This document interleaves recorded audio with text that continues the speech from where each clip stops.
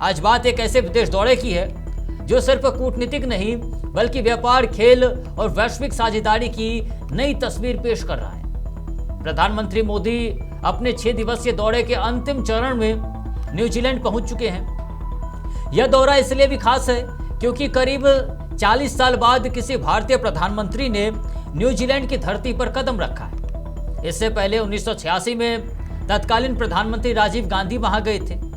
इस यात्रा में सबसे बड़ी नजर भारत और न्यूजीलैंड के बीच होने वाले फ्री ट्रेड एग्रीमेंट यानी कि FTA पर है, जो दोनों देशों के व्यापार और निवेश को नई रफ्तार दे सकता है।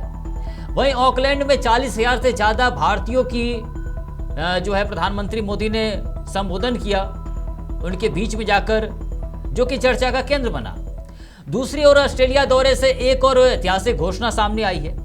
पहली बार ऑस्ट्रेलिया की बिग बैश लीग यानी कि BBL का उद्घाटन मैच भारत के चेन्नई स्थित चेपॉक स्टेडियम में खेला जाएगा। इसके साथ ही भारत और ऑस्ट्रेलिया ने नया स्पोर्ट कोलैबोरेशन रोड मैप भी लॉन्च किया है, जिससे क्रिकेट के साथ कई अन्य खेलों में भी सहयोग बढ़ेगा। तो क्या यह दौरा भारत की आर्थिक ताकत, खेल, कूटनीति और वैश्विक प्रभाव को नई ऊंचाई देने वाला साबित होगा? इन्हीं बड़े सवालों का आज हम आपके लिए विश्लेषण करके बताएंगे और जवाब भी बताएंगे कि आखिर इस खबर के क्या कुछ मायने निकलते हैं। चलिए पहले खबर से सवाल क्या कुछ बनता है आपको दिखाते हैं। अगर हम खबर से सवाल देखें तो सवाल ये उठता है कि क्या 40 साल बाद प्रधानमंत्री की न्यूजीलैंड यात्रा से भारत न्यूजीलैंड संबंधों में आखिर क्या नई दिशा मिलेगी? इस दौरान क्या दोनों देशों के संबंध में क्या कुछ नई दिशाएं मिलेगी? वहीं अगला सवाल है उठता है जो कि भारत और न्यूजीलैंड के बीच होने वाले FTA समझौते से दोनों देशों को क्या आर्थिक लाभ होगा? वहीं अगला सवाल जो इस खबर से निकल कर आता है कि ऑकलैंड में 40,000 भारतीयों को प्रधानमंत्री का संबोधन कितना महत्वपूर्ण माना जा रहा है? वहीं एक और महत्वपूर्ण सवाल जो आज पूरे दिन चर्चा का विषय रहा खेल प्रेमियों के लिए भी, कि BBL का उद्घाटन मैच पहली बार भारत में आयोजित होने का जो है वैश्विक क्रिकेट पर क्या प्रभाव पड़ेगा और दोनों देशों के बीच रिश्तों की साझेदारी को कितना मजबूत करेगा। वहीं खबर से सवाल ये भी कि Bharat Australia sports collaboration road map से दोनों देशों के खेल संबंधों को कैसे मजबूती मिलेगी, और सवाल ये भी कि प्रधानमंत्री मोदी ने क्रिकेट को भारत और ऑस्ट्रेलिया का साझा जुनून क्यों बताया है और इसका कूटनीतिक महत्व क्या है। साथ ही प्रधानमंत्री के इंडोनेशिया, ऑस्ट्रेलिया और न्यूजीलैंड दौरे को भारत की आर्थिक, खेल और रणनीतिक कूटनीति के लिहाज से कितना महत्वपूर्ण माना जा रहा है। कुल मिलाकर ये तमाम सवाल जो है वो खबर से निकलकर सामने आ रहे हैं। ऐसे में हम आपको आगे विश्लेषण में इन्हीं सवालों का जवाब एक एक करके देंगे। चलिए पहले खबर का इतिहास क्या कुछ कहता है आपको वो बताते हैं। अगर हम खबर का इतिहास देखें तो भारत और न्यूजीलैंड के रिश्ते दशकों पुराने हैं, लेकिन किसी भारतीय प्रधानमंत्री की न्यूजीलैंड यात्रा लंबे समय से नहीं हुई थी।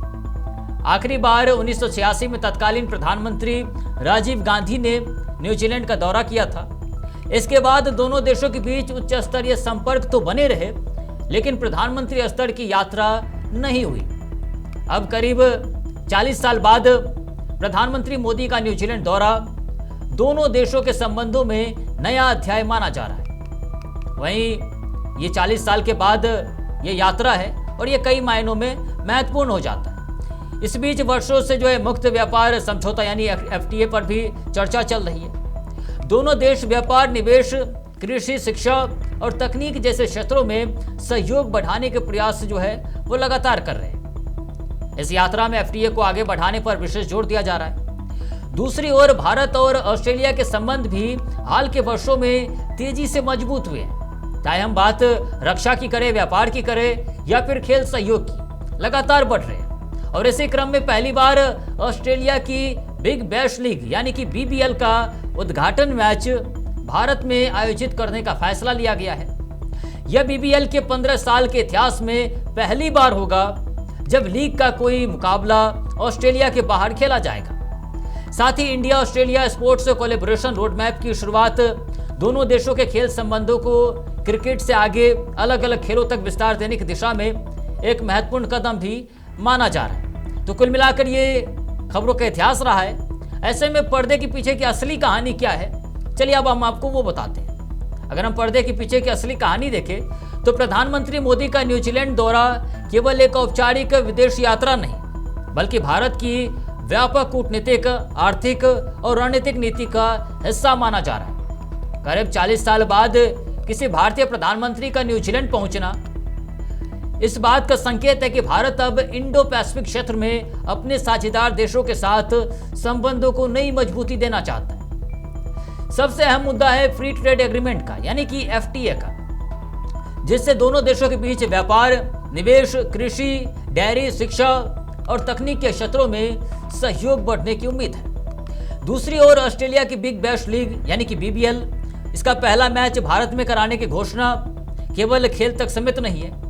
इसके पीछे भारत के विशाल क्रिकेट बाजार तक पहुंच बनाने और बीबीएल को वैश्विक पहचान दिलाने की रणनीति भी देखी जा रही है। चेन्नई में मैच आयोजित करने का फैसला भी भारतीय दर्शकों और व्यावसायिक संभावनाओं को ध्यान में रखकर दिया गया है। इसके साथ ही India Australia sports collaboration road map खेल कूटनीति को नई दिशा देता है। इसका उद्देश्य केवल क्रिकेट नहीं बल्कि कबड्डी, फुटबॉल और अलग अलग खेलों में भी साझेदारी बढ़ाना है। वहीं ऑकलैंड में 40,000 भारतीयों को संबोधित करने का कार्यक्रम प्रवासी भारतीयों से जुड़ाव मजबूत करने और वैश्विक मंच पर भारत की सॉफ्ट पावर को और प्रभावी बनाने की रणनीति का जो है वो हिस्सा माना जा रहा है। जहां दिखा रहा है कि भारत किस तरीके से अपने सॉफ्ट पावर की रणनीति जो है उसको मजबूत करने की कोशिश कर रहा है। और प्रधानमंत्री मोदी जो है इसी सॉफ्ट पावर की जो है मजबूती को मजबूत करने के लिए जो है वो 40,000 भारतीयों को जो है वो संबोधित करेंगे। अब चलिए हम आपको खबर का पोस्टमार्टम करके रिपोर्ट दिखाते हैं कि आखिर पोस्टमार्टम करने के बाद रिपोर्ट क्या कुछ आता है। अगर हम रिपोर्ट देखें तो प्रधानमंत्री मोदी का इंडोनेशिया, ऑस्ट्रेलिया और न्यूजीलैंड दौरा केवल कूटनीतिक मुलाकातों तक सीमित नहीं दिखता है, बल्कि इसके जरिए भारत अपनी आर्थिक, रणनीतिक और खेल कूटनीति को भी मजबूत करने की कोशिश कर रहा है। न्यूजीलैंड में 40 साल बाद किसी भारतीय प्रधानमंत्री की यात्रा अपने आप में एक बड़ा संदेश है। यदि भारत और न्यूजीलैंड के बीच फ्री ट्रेड एग्रीमेंट यानी कि एफटीए पर ठोस प्रगति होती है तो व्यापार, निवेश और रोजगार के नए अवसर खोल सकते हैं। हालांकि डेयरी और कृषि जैसे क्षेत्रों में दोनों देशों के हित अलग अलग है, इसलिए समझौते की अंतिम शर्त महत्वपूर्ण होगी।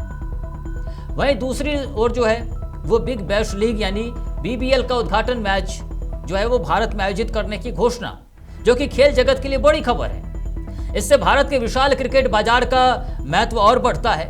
वहीं ऑस्ट्रेलिया को अब जो ऑस्ट्रेलिया है उसको अपनी लीग का वैश्विक विस्तार करने का भी अवसर इससे मिलेगा।